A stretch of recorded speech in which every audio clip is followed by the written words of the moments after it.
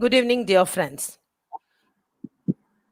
I extend a hearty welcome to each and every participant to this final day of our 7 days national webinar on exploration of opportunities for women empowerment, organized by the Center for Women Empowerment and Women Studies of Manonmaniam Sundaranar University, scheduled from 25th September to 1st October 2020. The resource person for today's section is Dr. A.S. Poornima, Faculty, College of Management, Sri Ramachandra Institute of Higher Education and Research, Porur, Chennai. A glimpse of her profile. Professor Poornima is a teacher in the field of management within 15 years of experience. Her tenacious and proactive guidance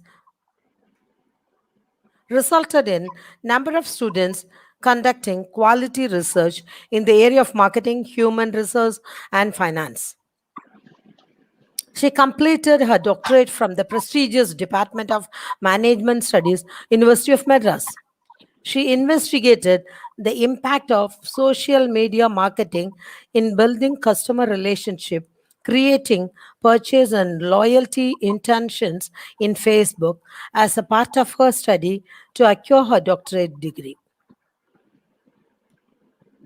Her research led to some path-breaking findings, especially in the area of impact of social media on investment behavior of individuals. This was the first thesis on social media marketing from the Department of Management Studies, University of Madras. She is a HubSpot certified content marketing specialist and certified Google Analytics professional. She is also certified in Google Search Engine Marketing. She is a regular reviewer in Elsevier Journal, Journal of Retail and Consumer Research, and invited to be a reviewer in the Emerald Journal, Journal of Emerging Markets. She is a conference committee member of European Conference of Social Media. She regularly presents paper in this forum. She is a regular reviewer of this conference. She joined Sri Ramachandra Institute of Higher Engineering Research in December 2019. Her areas of expertise are in the areas of business analytics, business intelligence, statistics for management, resource management techniques.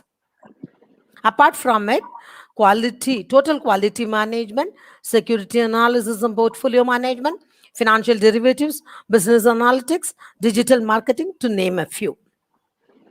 An expert in social media marketing is with us on my own behalf and also on behalf of the Center for Women Empowerment and Women Studies of Manonmaniam Sundaranar University. I extend a warm welcome to you, ma'am. Thank you, ma'am, for accepting our invitation and have given your consent to be the resource person for the final day of our 7 days national webinar. Warm welcome to you, ma'am. Thank you so much, Dr. Ravathi, for such a wonderful welcome. Thank you so much for inviting. And yes, you've been doing a great job. 7 days I've been following all the speakers, and they've really shown ways how we can empower women. You empower a woman if we can. There is a saying in my basic language is Kannada. I will just tell it in English what it meant. There is a saying in Kannada which translates as, if you empower a woman, you empower a family. You empower a family, a town will be empowered. A town will be empowered, the city will be empowered, the city empowers. So empowering women is the first and foremost, you know, first and foremost objective of any nation. If it has to make progress, it has to, empower its women. And in this context, especially in the area of COVID, if you see, there are so many doctors, lady doctors who are working, and it is they who are taking care of the entire world. right now. And so thank you very much for the nice introduction. So Ma'am, if you want, you can add your PPT, ma'am. yeah, Just share okay. your window, ma'am. Share screen, is it? Yes, Share ma'am. screen. Share screen. Your PPT Uh, will be added, ma'am. yeah, I'm not able to, yeah, I'm not able to see my PPT. You open your PPT, ma'am. You open that file of your PowerPoint presentation. Okay. Open that file and then share window. Click share window. Or if not, if it's application window. Okay. Okay. I see that now.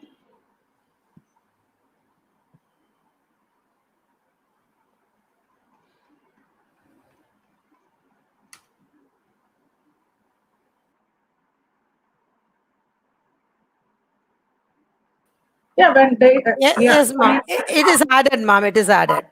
it is this. Empowering women with disabled children. Yes. See, Yes, ma'am. actually, when I started, I mean, when Dr. Ravathi called me and asked me to speak about empowering women, I just said, okay, women, I mean, the women's studies, everything, they are quite, I mean, you people are experts. So what will I add? Because I am a management professional, I am an engineering person, industrial and production engineering and management professional. And so I am not an expert in women's studies like you people are. So I was wondering what is it that I can add value. So when I was thinking like this, I thought, okay, so there are quite a bit of challenges. Dr. Uttara, who is my former colleague, in the initial day she played a thing on empowering people with disabilities and all that.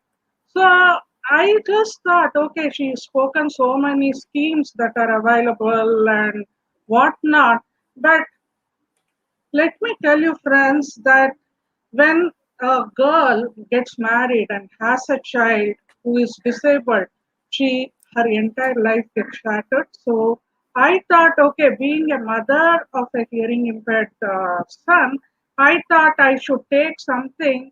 I mean, I know the challenges a mother will face when her child is uh, I mean, and the childbirth is usually very, looked forward to experience by everybody. But when I mean, yeah, when the child is everything right, yes, yeah, it is a good, uh, what do you say, it is your good fortune. But if the same child comes, I mean, there is some defect in the child, the challenges that the mother goes through is enormous. So I thought, okay, I being an educator myself, I'm a teacher, I'm a parent of a hearing impaired kid, and I have gone through the experience, so of rearing a child with a with a hearing disability. And I have in this course of going through through the challenges, I have encountered many women who had similar problems than me, problems like me. Some people's problems were more profound. Some people's problems were less profound.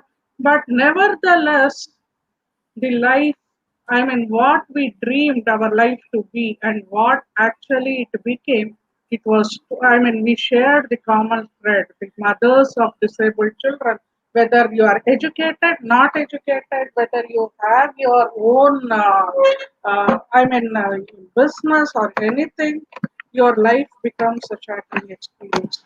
So let me tell you, friends, that I let me tell us. I thought I'll start with my story. Okay, in 95, 97, I completed my MBA, right, in one of the prestigious universities, University of Mysore. And yes, my family said at that point of time that yes, whatever career you want to go through, you have to go through in your husband's house. So the search for the groom began, and I got married, and yes, to a very nice family, I should say, got gave me a very nice life partner, and everything was rosy. The life was simply rosy. A person I found in a partner who would also be my friend, philosopher, and guide for life. So that way it was good. And finally, after 3 years, I joined Dwarkadas Govardhandas Vaishnav College. My dream was to become a faculty like my mother.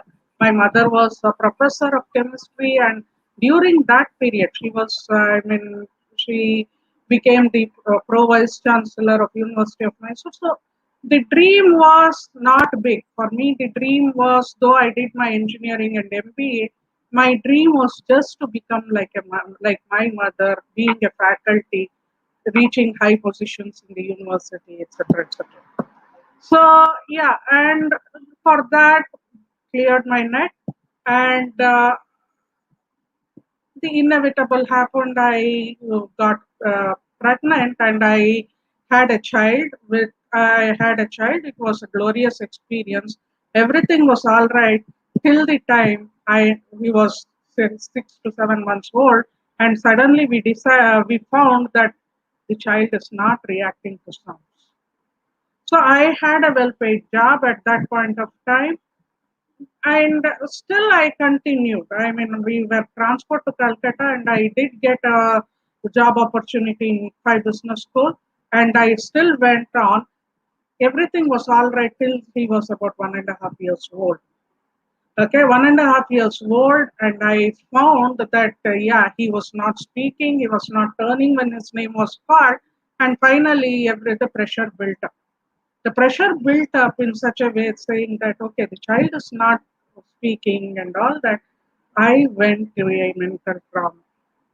So I had to resign my job because I was not able to concentrate, and therefore from empowerment it became disillusionment.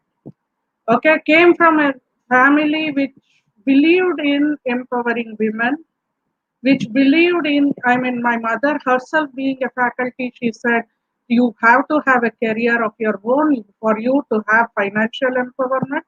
I belong to a family, my life partner believed in equal status for women, but still, at when the child was born, I could not do anything except but, I had to leave my job. Therein started my disillusionment. That was in the year 2003 till 2000. He was born in 2001. Till 2003, somehow I managed. Till to after that, I had to take him to one therapy after the other, and therefore I found that from empowerment it became disillusionment. So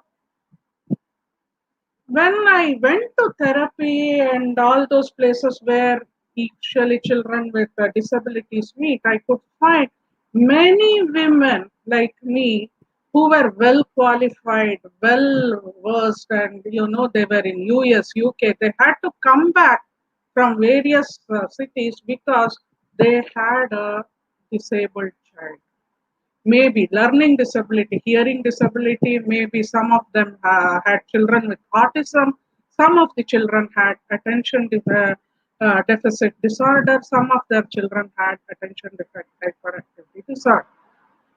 So at that point of time, I realized that women's life, sometimes when the child is not up to, is disabled or differently abled, as you may call so many things, but the support services required to support us, the mothers of disabled children, was hardly, it was not in our reach at all. Okay, there was nobody to manage a child like that. If we went to a school, okay, children, I was in Delhi at that point of time. If I went to a school with pre-nursery, they asked me, why your child is not speaking. They began complaining about my child. They said, Anirudh is not speaking, Anirudh is not turning back, you have a problem at hand. Do we go to the doctor? Yeah. Then we went to a series of doctors. We found that there was nothing wrong. I mean, the research proved that he was not a hearing impaired or anything. So then they started with autism, etc., etc. Why I am telling you all this is the system per se, the schools are not equipped to deal with disability.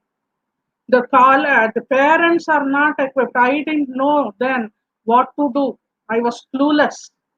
I was clueless, absolutely clueless. I didn't know uh, schools which I went to were hardly knew how to handle. They began complaining to me, and I didn't know the answer to their questions. Why is your child not turning? He's 2 years old. See, that child is speaking. Your son is not speaking. We can get him to speak provided he has all the facility. I mean, so this is not the school for people with disabilities. Please take your child off. Please take your child off. That is the one of the, I mean, when your own child is rejected by the school, the pain that a woman undergoes, the pain that a woman undergoes is heart wrenching. Okay, it's very heart wrenching. Therein is, and this pain is not because of the child, mind you, it's not because of anything else.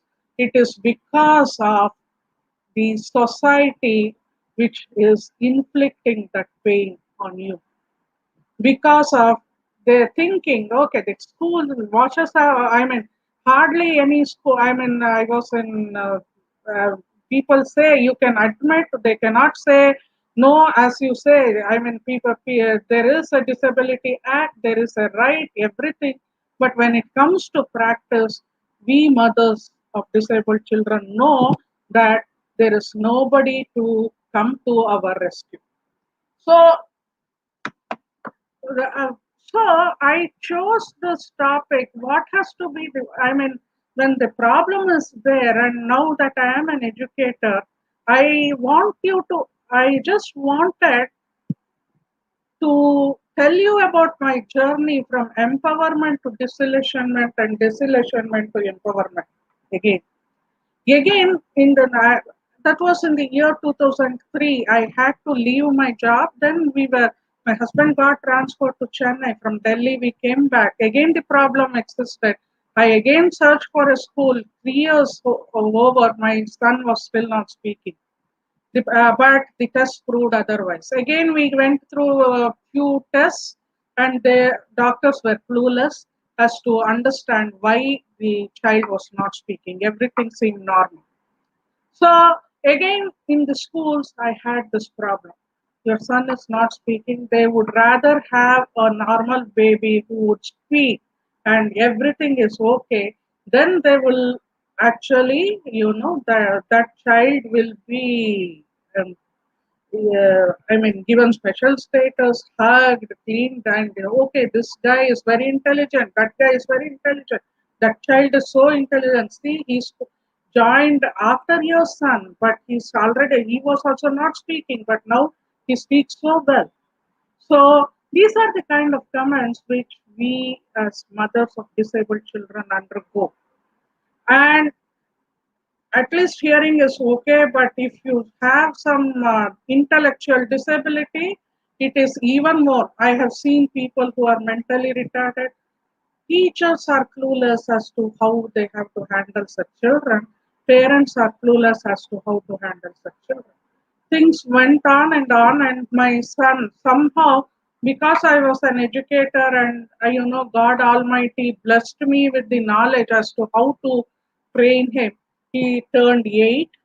My son turned 8, and finally he was in. I should have. I mean, my gratitude goes to Children's Garden School, the Children's Garden School in Chennai. The correspondent told me that you have to go to this particular doctor. He has to find. They never ever differentiated my child with the rest of them. They only wanted to help me. When I found that yes, there was a hearing impairment called auditory neuropathy or auditory processing disorder. So the principal was a person who, it was a normal school. The special schools did not admit because they didn't know. The doctors could not give me the clue on what kind of disability my child was having. But still, the children's garden accepted my son.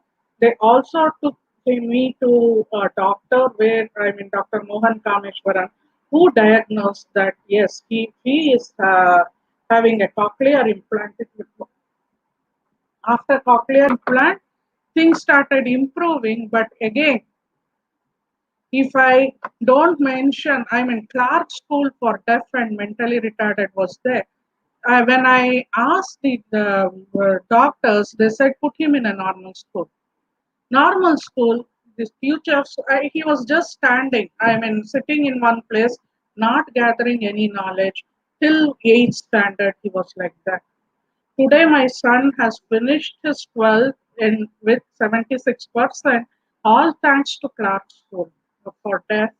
When I mean, as a mother, as a parent, I can understand if you have a child with disability, you would still like to put him to a normal school and not go to a special school, which is a fundamental mistake which I did or which we did, me and my husband, because you need to go to a place where your child is taken care of.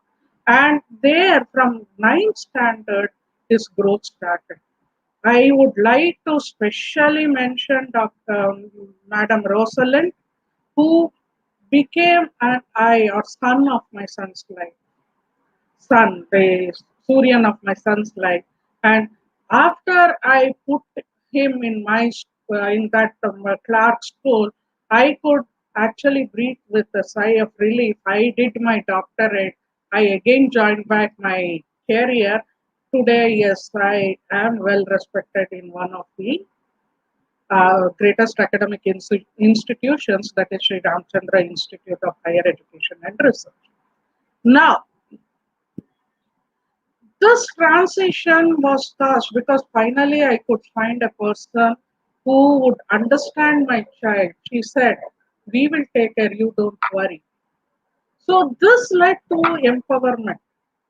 I could realize my own potential as a researcher. I could go to foreign countries to present my papers only because of Clark School, and I was lucky enough to meet Madam like Rosalind.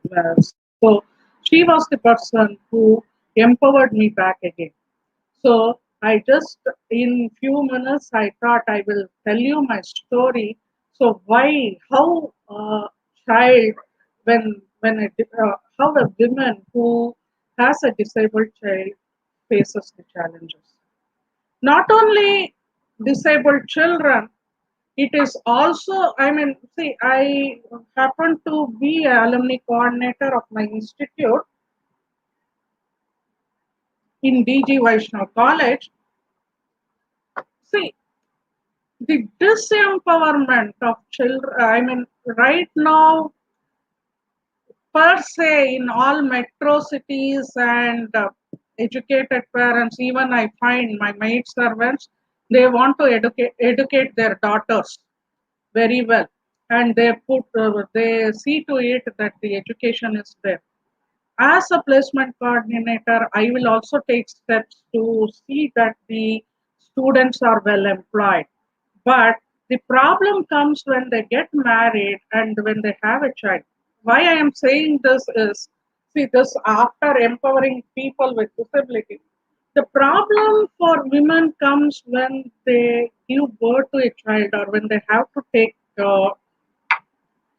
a break from work because of taking care of their child maybe or taking care of elderly, because that is fundamental role. Like I see, I worked in Vaishnav College right from 2010 onwards, and then I find that many children, I mean, there many of the women there, many of the my students who were well, I mean, on par or beyond par than their boy classmates, they would have got a very good job during the placement process, but after a few years they will not be able to continue their job. So when we call them for the alumni meet, what happens is These girls suffer from uh, inferiority complex.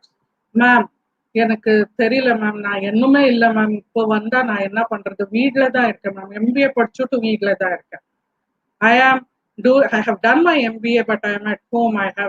I've done achieved nothing in life after being educated. So I feel very bad. I will not come to alumni meet. The girls tell me. I find other equality, gender equality is there when parents educate their daughters. Gender equality is also, the spouse also is not responsible. They also want their wives to work. But when the child is born, there is a role conflict in the women between being a mother and pursuing a career. Normal child itself, it is there. If you have a disabled child, it was double. There is no support for such ladies. There's no, I mean, adequate support in, I mean, okay, when there was joint family systems, fine.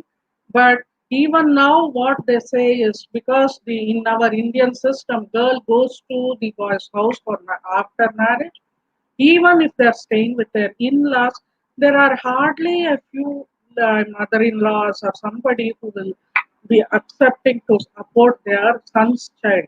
They may support their daughter's child, but their son's child, they may have. I had a very good mother-in-law in that everything is fine, but I mean, the situation was such that it was not possible by anybody to manage, and the role conflict between being a mother and being a career woman is so huge that people have to. I mean, majority of girls whom I have seen have left their job, and there we require people. I mean, I would request Dr. Ravathi to take this up in women's studies and say how we can empower women with, you know, during this stage, when she gives birth to the child, but she's not able to take the care. It's such a intellectual waste.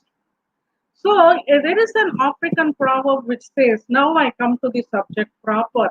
I am talking about how you can empower women with such kind of disabled children or with disabled children, so that we need, I mean, the awareness is the key. Now, if a teacher had known, I mean, when I was looking for a school, if all teachers had known that how to bring up my child, hearing disabled, the disability is there, so how to bring up my child, I need not have wasted my 10 years. I could have contributed well to the society. But I had to take it out because as I was also clueless, but because I was a mother, I mean, I acquired the know-how of how to raise my child. Why, as an educationist, I should not? I am a teacher also. Why, when it becomes my own child, I am willing to invest my time. When an educational institution takes, why I need not? Why that gives a scope, tremendous opportunities for some women who are really kind with children to take on such a role. So there is how to raise children with learning disabilities. A child can be, it is not, I mean, first and foremost, I would like to tell you that a parent, when she has a disabled kid, like I had a hearing impaired kid, she doesn't really understand what to do. She may go to a doctor, thousand people give thousand advices. Your parents do not know, your in-laws do not know how to raise a kid because few and far between they would not have raised. At that point of time, educating the parents is very important. That is why I loved this part. It takes a village to raise a child. I wanted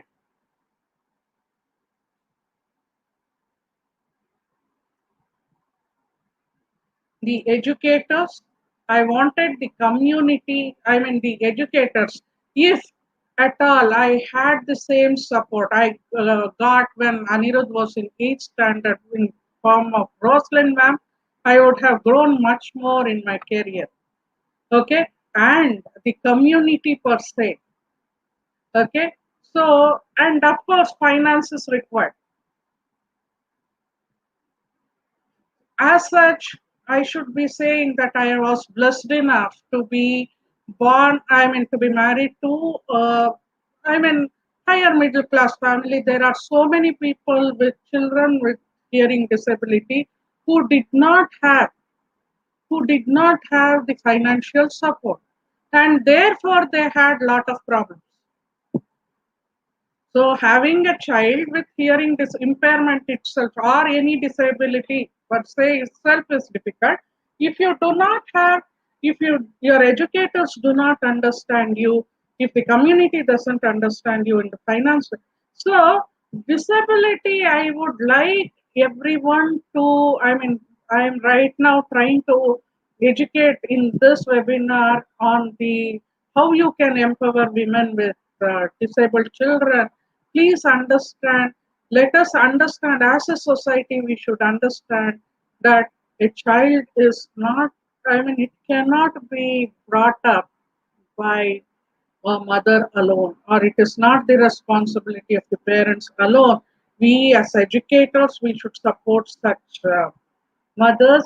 As community, we should support, and as financially, if they are weak, the government should provide support to such parents. There are some schemes which has not reached the entire thing. Recently, I will just speak on how I think I have given right on educators, how if teachers had understood the problems of my child, it would have been a better. It would have been better community. For example, a hearing impaired child cannot speak. I will take you on through how to educate such children, but hearing impaired child cannot speak. Usually, the deaf become dumb. Now, what happens is their sign language is their first language. They cannot speak Kannada, Tamil, or anything, but they're very good in their hand gestures. And let me tell you, for a normal person to learn their language, it takes hardly a month. I mean, in the first week itself, when I knew I had a problem child, I learned his language within a week, not more than a month. While the government is still, I mean, they had a new education policy, the government is still telling us to learn three language formula or two language formula. Why, if there is a child in preschool who is hard of hearing, why can't the teachers learn that sign language? Why can't they have it in their heart in one? I mean, they have to spend at least 1 week to learn that. But I hardly find that happening.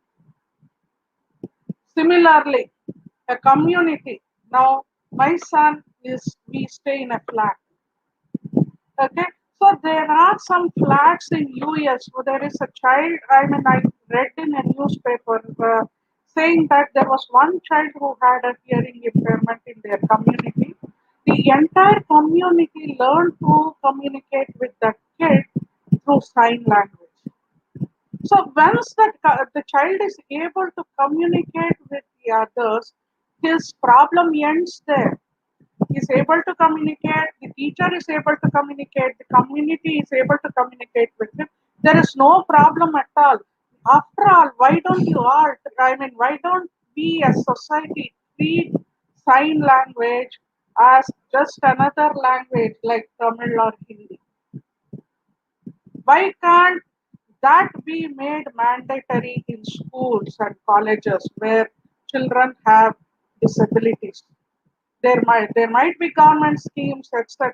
But the problem for such a hearing impaired child is, if that had happened, I would not have had a problem at all.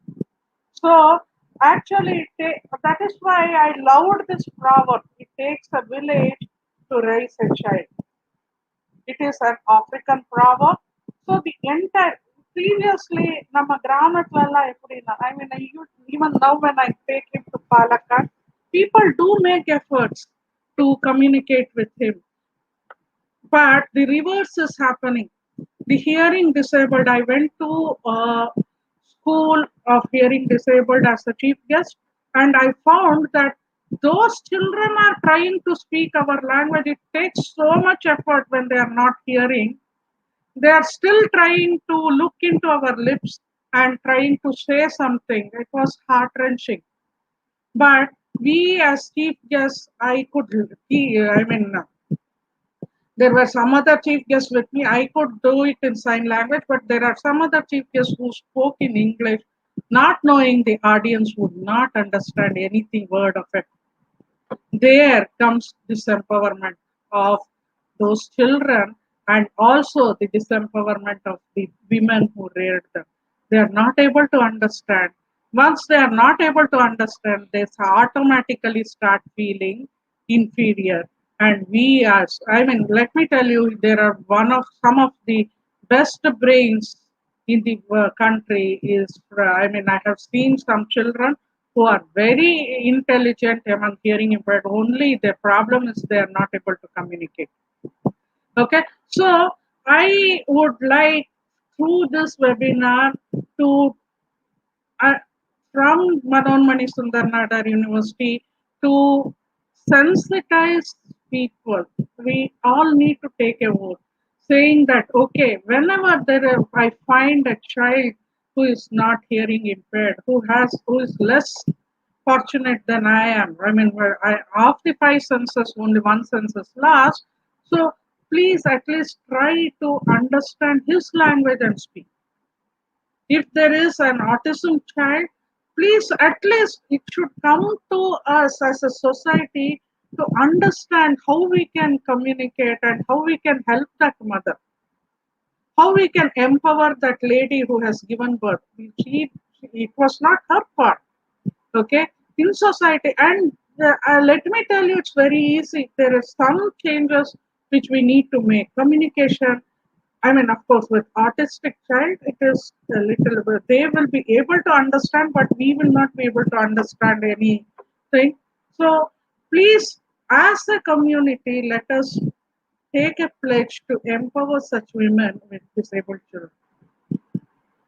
Now, in how do we empower the parents? So there are so many hearing impaired, so many.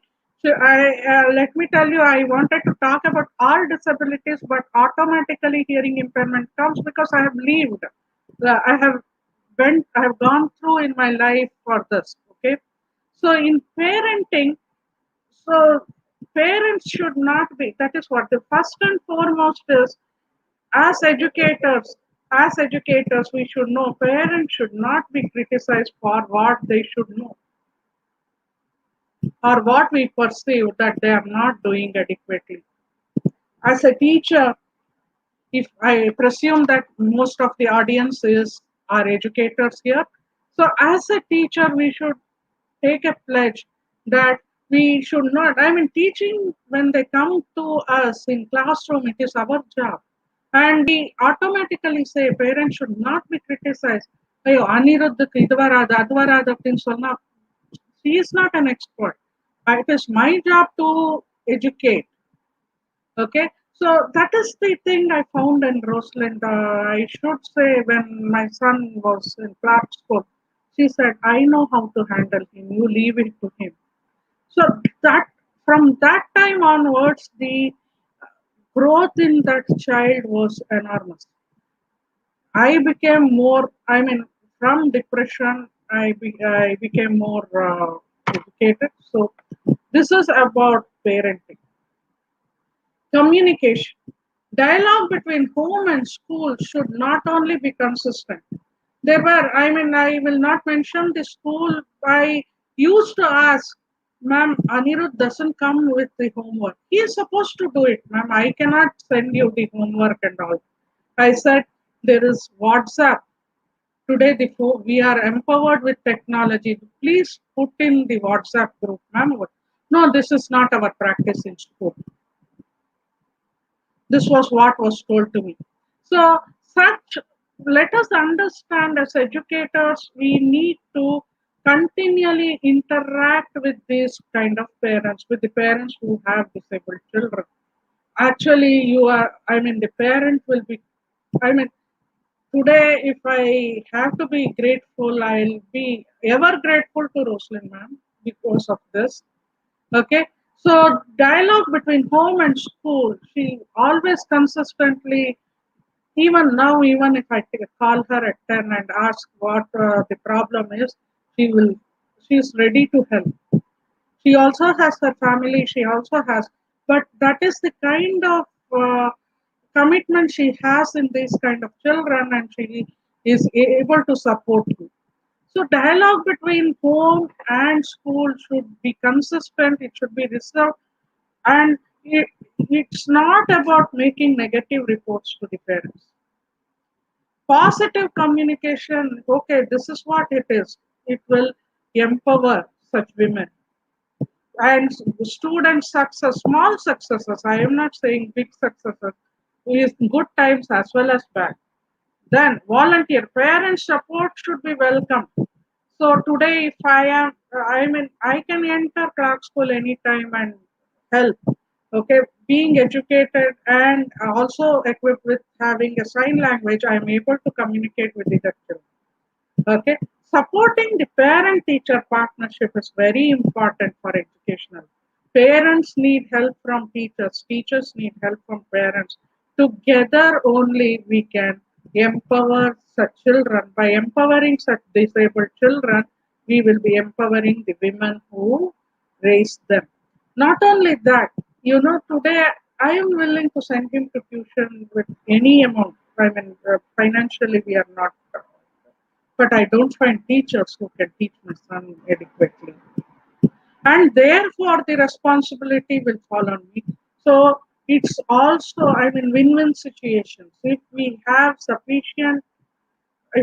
teachers sufficient, I mean, enough who are having the special education skills, just 1 month of this skills, a lot of children who will, I mean, lot of parents who will pay you for that skill.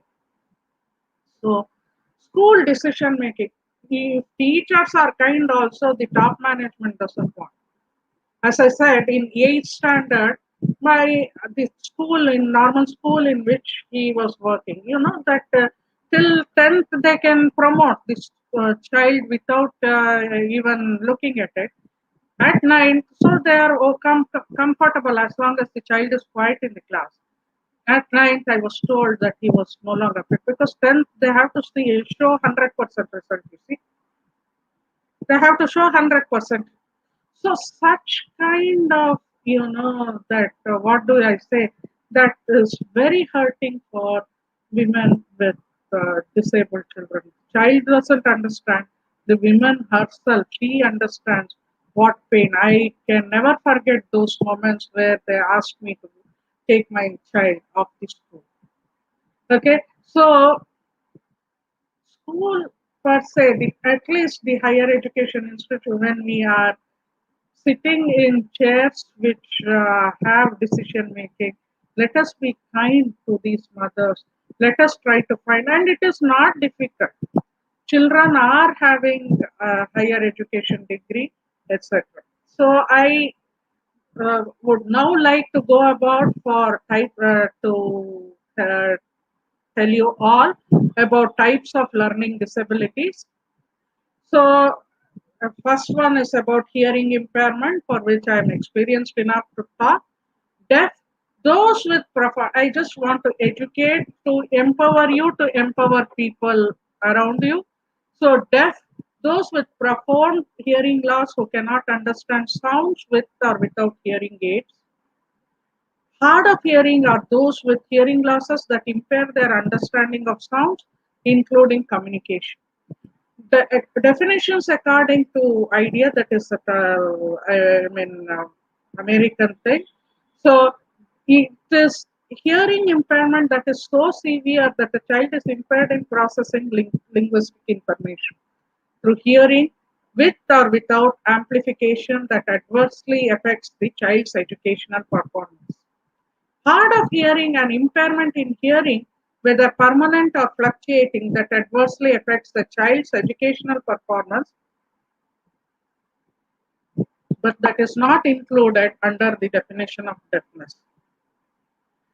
Recognizes these two groups, but it considers them to belong to one special education category, which it calls historical, which it calls hearing impairments. Historically, there is two schools of thought on how deaf should communicate. Oral communication versus manual communication. Manual communication is nothing but using your fingers for using sign language. Oral communication is like you are speaking just like this, use more pronouns.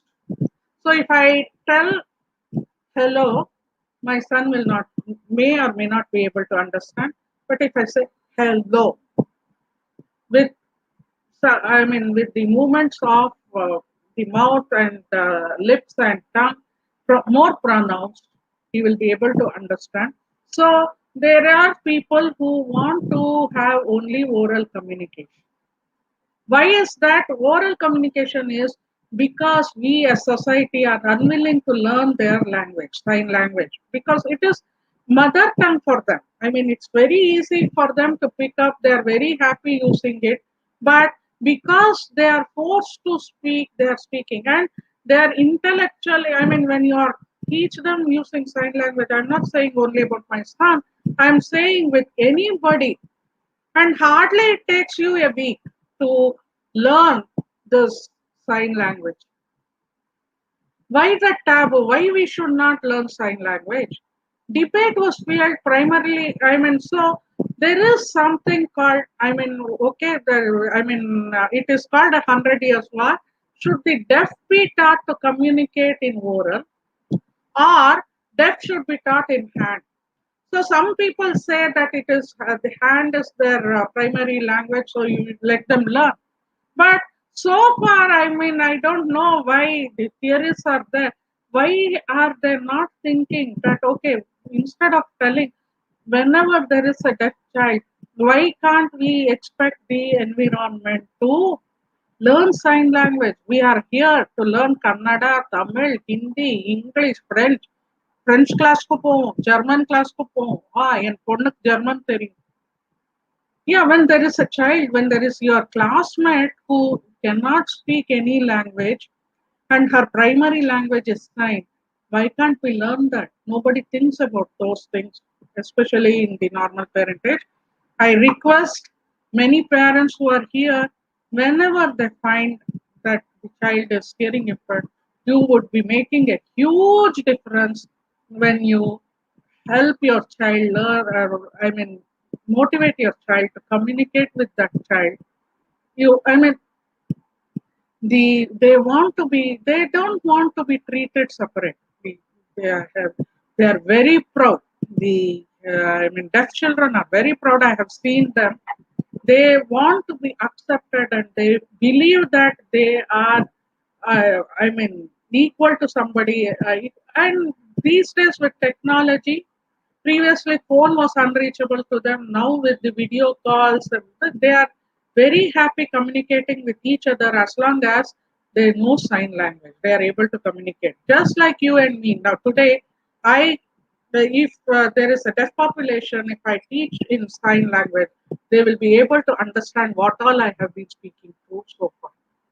So let us see the disability had deaf mothers. So debate was fueled primarily by Alexander Gallaudet's son, Edward. Gallaudet is a big university in US for deaf children, and Alexander Graham Bell. Both had deaf mothers. Okay, both Gallaudet as well as Alexander Graham Bell had deaf mothers. So residential Bell, that is Alexander Graham Bell, who is the inventor of telephone, residential schools and sign language caused segregation. That's what he says. Feared it encouraged deaf people to marry. So once today I can't. I have mentally decided that when my son comes from a marriageable age, I will marry him to a deaf child, deaf girl only because they are able to communicate with each other. What? So he said it would result in loss of hearing for the entire human race if deaf people started marrying deaf children alone.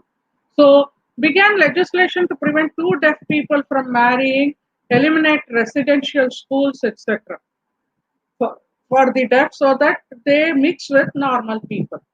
But what he did not expect was he said that deaf should learn to speak in oral, at least through the lip movement. They should be able to understand what a normal person speaks. He did not say, he was not empowered to say the entire world should learn sign language. Why it should not be possible one month? You speak many languages. You speak English with me. You speak in Tamil with others. Why not sign language with the deaf child? If that happens, then it is empowerment to the entire deaf community and entire when you are empowering your child, when you are empowering a deaf child, you are empowering the woman who gave birth to a deaf child with no fault of her own. Okay, so Galileo that believed strongly opposed all of Bell's positions. He won support from Congress and he said separate center for schools and he advocated American Sign Language. Conflicts did continue. Now, with this in mind, how the deaf should communicate under Dwandadevadaya, how the external world should include them, how can we include them under Dwarla? That is still not there. So I propose why not we as a community, if there is a deaf child in a school, or if there is a deaf child who comes for admission for the BBA or MBA, wherever I am teaching, why don't all teachers learn this language? Why don't I learn this language and start teaching him or ask his classmates to teach also? Much more difficult to, to understand how hearing loss works. It is sensory neural hearing loss, which means it damages to the inner ear and it cannot be corrected. My son had this. Conductive hearing loss, it can be corrected because there might be some dirt or something which is there. If it is removed, the hearing becomes normal. So degree of hearing loss will be mild hearing loss 21 to 40, then that is okay. Then moderate hearing loss, moderately severe hearing loss, loud speech can be heard, severe hearing loss and profound hearing loss. So before I proceed, I also want to say that the deaf can be versed as prelingually deaf as well as postlingually deaf.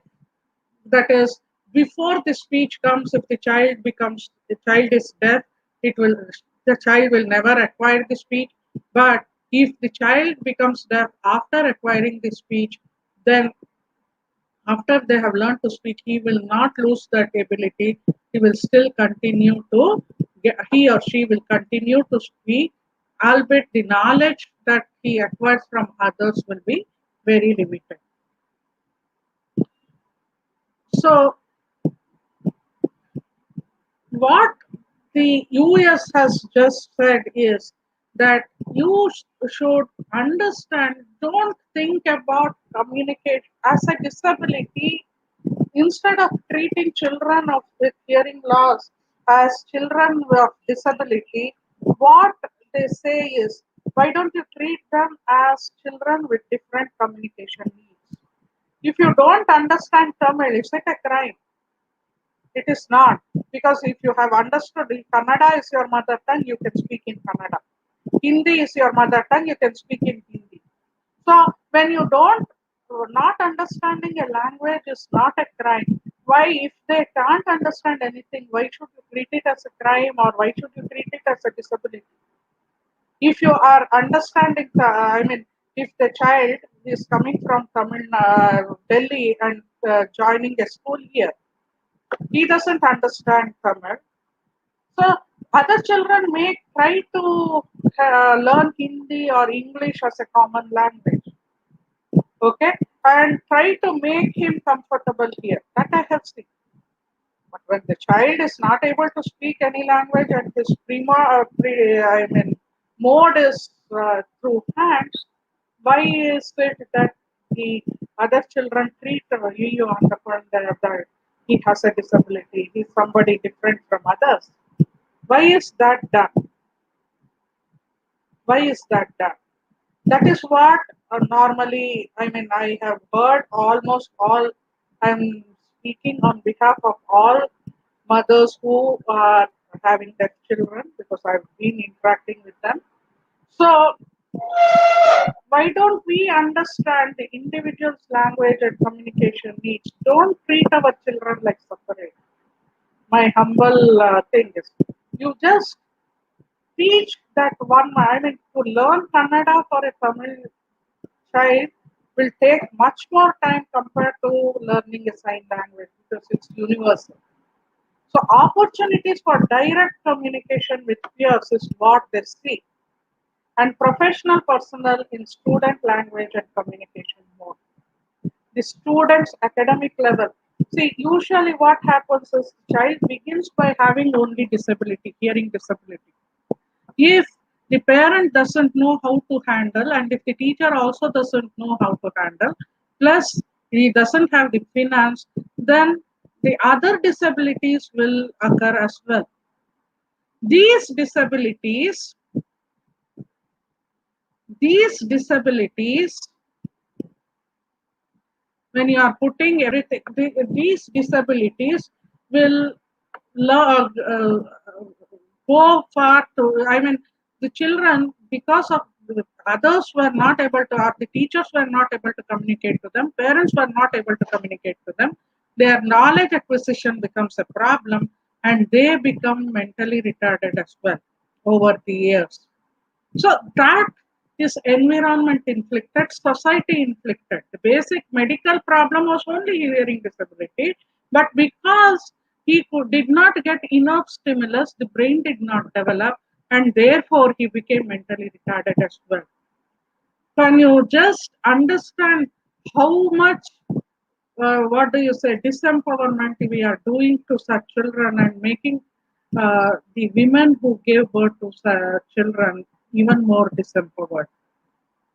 So the child, the entire, today I would not like my child to get mentally retarded. So I had to sacrifice 10 years of my working life, being with him, communicating with him, giving him all the clues, verbal clues, whatever. See, in the school, whenever the notes used to come, immediately I used to sit in the system and make it into a picture. Every poem, a picture. So finally, at the 80, when he was operated through for cochlear implant and given the training, rehabilitation, people were feeling, how come the child with so much 8 years of not hearing anything, he has so much knowledge? Because as a mother, I had sacrificed. I won't call it a sacrifice. I did only a duty.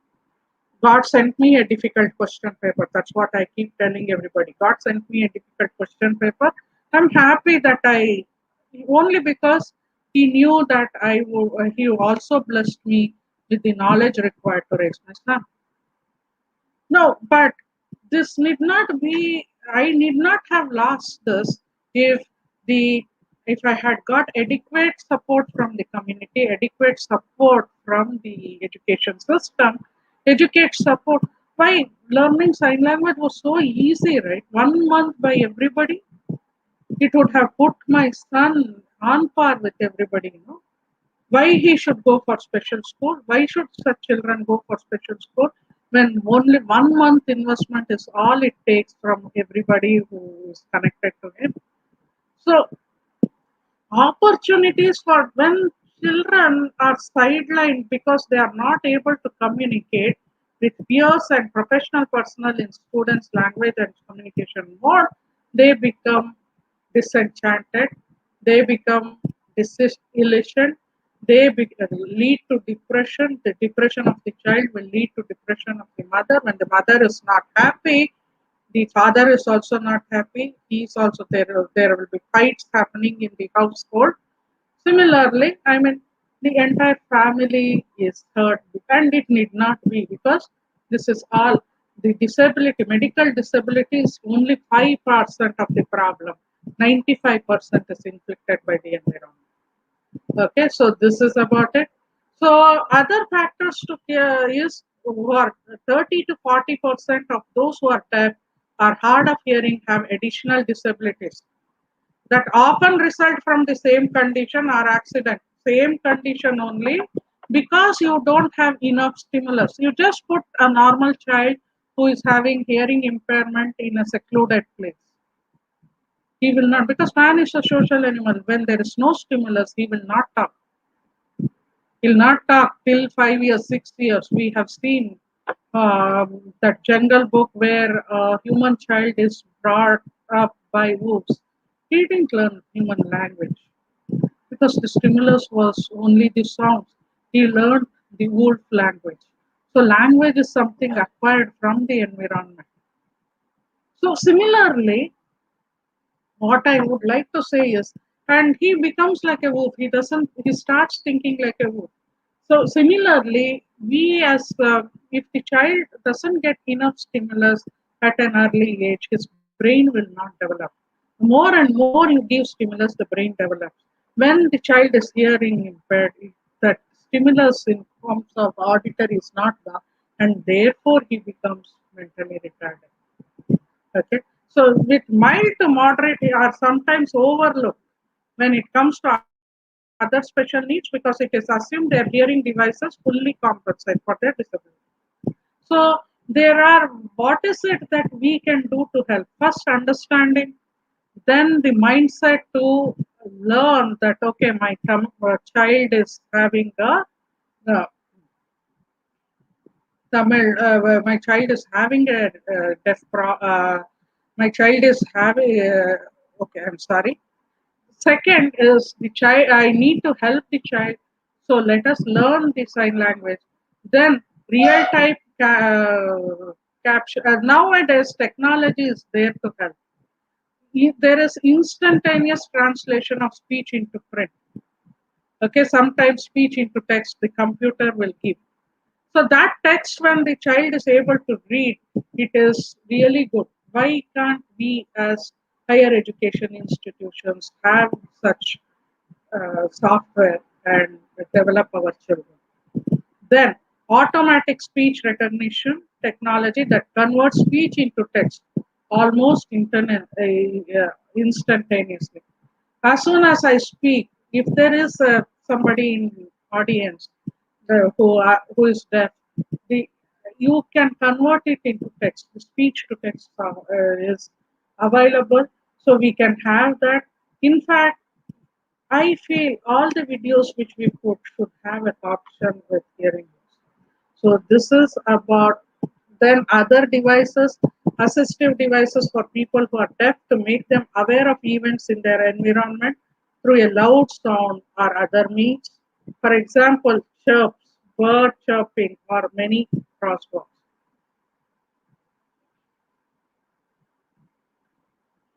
So in classroom, how a deaf child should be handled is this: place student as close to the speaker as possible. Instead of black or white board, use an overhead projector, etc., so that the speaker can face the class when presenting material. Reduce the background noise as much as possible. Do not stand with light behind you.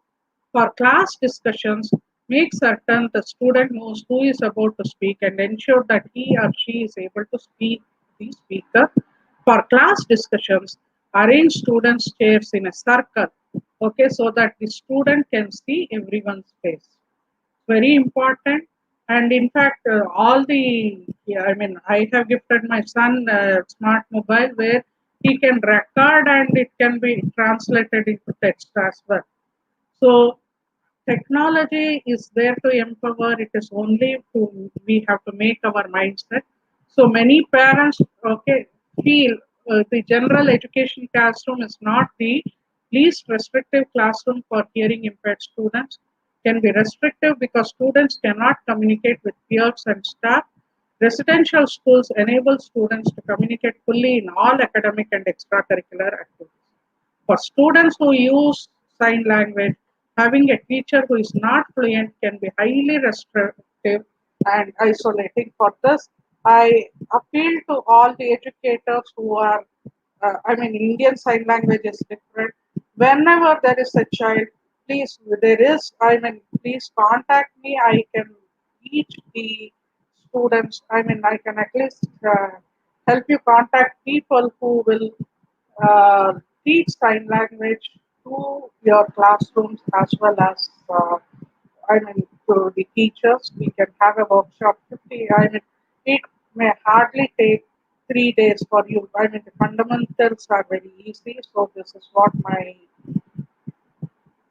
thing is there. So acceptance again. What happens is when we are talking, I can notice when I'm talking to my husband uh, my own language, the child feels left out.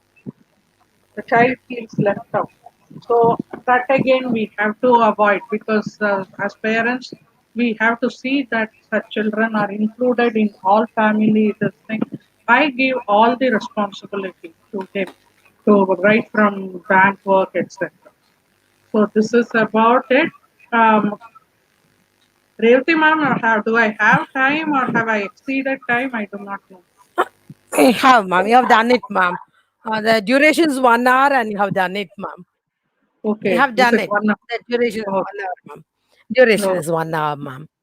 Okay. Ma'am, you have shared your personal experience, Mm. and we could very well understand the struggles you Ah, underwent till the settlement of your son. And yeah, foremost duty of every parent is to educate their children, and yeah. all the struggles you underwent to correctly choose the right school for your son. Mm. And girls' education is much more important because the way to empowerment is only through education. Yes, We have to yes. thank Mm. the Clark School, which has Yes, rescued you and your son. It yeah, is because they the Clark, empowered me. Yeah. yeah, that is it. Because of that rescue only, you are Mm. able to pursue your higher education. Yes. That was the reason you did your doctorate from the prestigious University of Madras, and that education has helped you to be Mm. in a reputed institution now with the Yes. Ramachandra Institute of Higher Education and Research. Yes. You Yes. have shared your own journey in your life about your struggles, everything, ma'am. So Yes. frank enough, you were to share your personal experience in the forum. And thank you, ma'am, for it. Yeah. There is only one question, ma'am. Yeah. Uh, Pushback. I think he has raised a question why Mm. there is less women empowerment in politics when compared to women in other profession. Okay. Women in politics. Yeah. I'm not a politician myself. See, I all questions I would like to answer from experience. As an educator, I can understand why women. I think in education, actually, the gender ratio is more. More women are there educators compared to men. In fact, in my own department, if I see, there are about 8 women and 4 men. So this is the thing which I have done.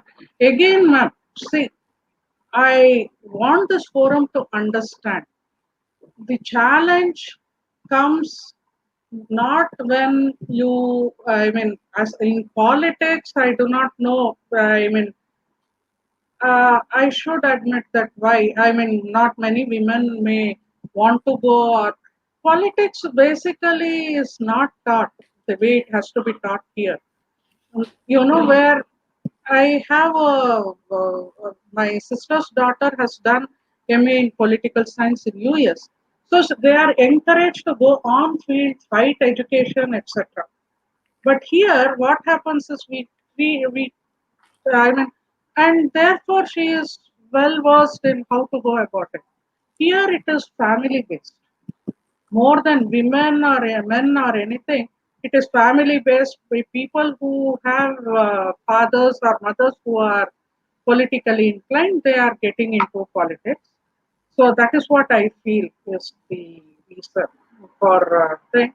Women per se, I do not know. Not many women. If you ask me, I would not like to go to politics because I can't manage both my home as well as the career. So here the problem is when there is a role conflict among all professions per se, whether for you if your family is important, then you will have to sacrifice on the career choice. If you want to go forward in your career, you will have, I mean, that life balance, work life balance per se is very difficult to achieve, especially after children are born. Revati ma'am, I would like to tell you, I mean, I told you Yes, before, but I still want to say, see, yes, as ma'am. I've been teaching in Vaishnav, 2019, I joined Ramachandra. Whenever there is an alumni meet, I want to stress upon the point. I find more boys than girls. But as such, it was, I mean, when the students are there, there were always more, I mean, 50-50. Gender ratio was 50-50.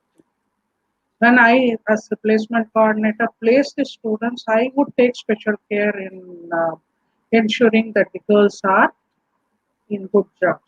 But if you call them after 5 years, you would have seen most of in the alumni seats, only boys used to occupy. Girls were hardly a few. Why did this happen? I told you that, okay, we are very, I mean, the child is born, they are forced to take off. Most of the children, most of the girls whom I know, they themselves want to take off, and the social role also. There is something called in, I mean, women social role theory. It expects the women to raise the kid. Nobody expects the man to leave the job if there is a problem. They say, okay, his job is to win the bread. It is the lady's role to look after the child. So if she has to leave, she has to leave. And the lady also, more often than not, I should say, she is not so worried about her career. When it comes to the choice, she will always go in for the. Most of the girls would like to go for the family. So there were about 800 alumni. You hardly find people rising up to the CEO level and all that. Though in their classes they would have scored maximum marks, they would have been more active, more proactive. Thereby, I mean, women are not empowered at this stage when they're rearing this child. That infrastructure, having a maid is not a very good thing because the mother I mean, there should be something. I would like, since I have spoken at the right forum, I feel in women's studies, to see how you can empower women at that age. Because having disabled children or a normal child is different. But during that stage, the lady goes from being empowered to disillusioned, and also disempowerment starts there, at least in metro states where people are understanding. Girls are being educated, men are, the spouses also want their wives to work, but this is the place where the problem arises. I would like to know from you, ma'am. You are the Yes, expert ma'am. in Yes. this. No, no, not like that, ma'am. Though women are educated to enter into politics, the entire family is to support us. Mm. That Unless is. otherwise somebody else or there in the family in politics, it Mm. will be a confidence for us to enter into politics. Normally, Mm. doctors want their children to be doctors and engineers to be engineers. As teachers, we want our children to be the faculty members. By heritage, we get our profession also. Yeah. Yes, ma'am. Thank you for your patience in answering the question put forth Yeah. in the chat box, ma'am. And thank Yeah. you for accepting to be the resource person on the final day of our 7 days webinar. Thank you for having spared nearly more than 1 hour with us for the webinar. Thank Yeah. you for everything, ma'am. Thank you for your informative address. Thank you for your concern for the disabled children. And Yeah, my dear participants, I thank you one and all for all the support you have been extending to all the programs organized by the Center for Women Empowerment and Women Studies of Manonmaniam Sundaranar University. I request the same support from all the participants for our future programs also. All these programs are because of the motivation and enthusiasm of our higher authorities, particularly the Honorable Vice Chancellor of our Manonmaniam Sundarnar University. And I am indebted to thank our Honorable Vice Chancellor for his encouragement to organize the webinars online. Thank you, one and all. Thank you, ma'am. thank you so much. It was Thank, pleasure interacting with you. I will keep in touch with you. Thanks a lot.